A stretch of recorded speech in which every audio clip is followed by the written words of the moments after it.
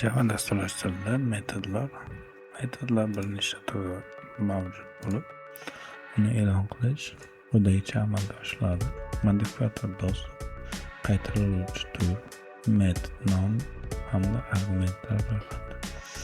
Undan keyin operatorlar keladi va return qiymat qaytarilishi kerak bo'lsa, return qiymat qaytariladi. Agar qaytarilmaydigan qiymat bo'lsa, demak qiymat qaytarilmaydi.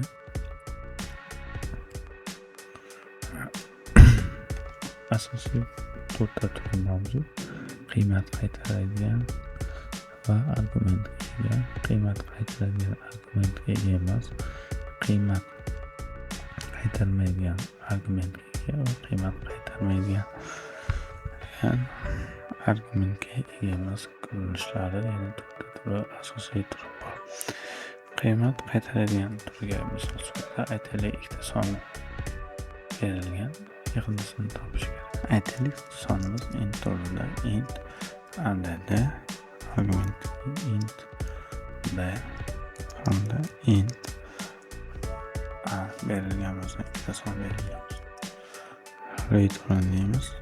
Return a plus b, ya'ni ikkita sonni yig'indisi. Bu yerda qiymat qaytaradi hamda argumentga ega ko'rinishi. Hozir bizda metodlar, asosiy metodimiz statik bo'lgani uchun bu metodlar ham statik bo'lishi kerak, chunki chaqirib olish uchun agar keyinchalik obyekt yaratilgan dasturlash quradigan bo'lsak, statik bo'lmasa ham bo'ladi, chunki statik metodlarda faqatgina statik metodlarni chaqirishimiz mumkin. Shuning uchun buni statik deb yozamiz. Bu yerda aytaylik, ikkita son berilgan, bizda yig'indisini topishga cout deymiz, ekranga ma'lumotlarni chiqaramiz. Add aytaylik 2 va 3 qiymatlarni birdaniga qiymatni hisoblab chiqarilmoqda.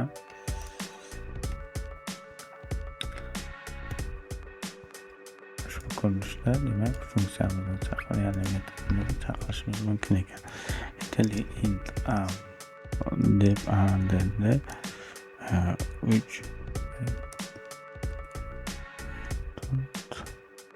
ko'rinishdan yo'llanishimiz mumkin. Bu funksiya metodni chaqiradi, ekanlari va ikkalasi yig'indisi hisoblanadi va qiymat qaytariladi. Ya'ni 4 qo'yiladi. Yig'indisi topib va aga ta'minlanadi. Birdaniga chiqarishimiz ham mumkin. Ya bu usulda, ya bu usuldan foydalanishimiz mumkin. Mana natijada 7 ga tenglik bo'ladi. Ikkinchisi, qandaydir qiymat qaytaradi. Int nimadir deb qo'ydik. Bu yerda argumentga ega emas, faqat qiymat qaytaramiz. Return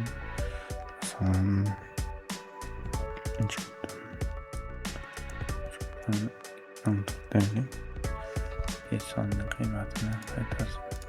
Bizda int double yozamiz. Bu metodni to'g'ri chaqirishimiz mumkin. Nimadir natijada mana bu qiymat yerga yoziladi. Javob ko'rinishi.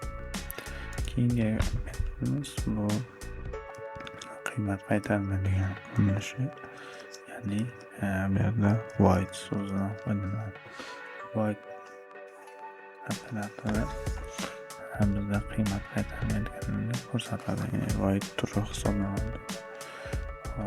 Void aytaylik, so'z berilgan bo'lsa, so'zni chiqaramiz. Name deb qo'yaylik. Ma'lumotimiz string turida keladi.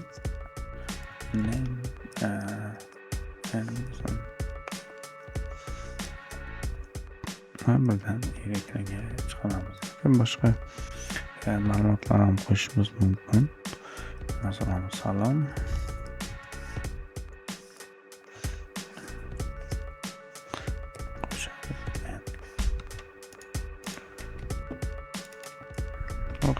shunday emas, keling hello deb qo'yaylik. O'sha foydalanuvchi bilan salomlashishimiz uchun. Hop, hello. Name deyormiz. Sonra salom alaykum.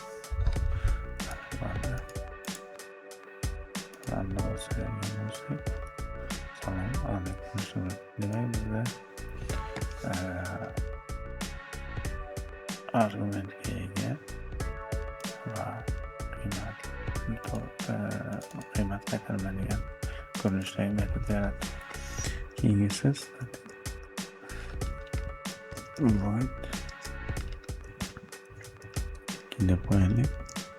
Bu yerda hech qanday argumentdan qabul qilmaydi va qiymat ham qaytarmaydi. Holatda asosan shunchaki salom deb qo'yamiz.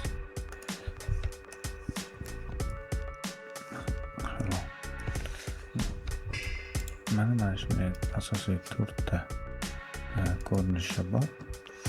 Bu yerda misol sifatida shuni yozildi. Bu misollar qiymatlar to'g'ridan-to'g'ri statik berilmoqda. Mavjud qiymatlar bu aslida turli xil hisob-kitoblarni amalga oshirish mumkin, qanday jarayonlar bajarilishi mumkin.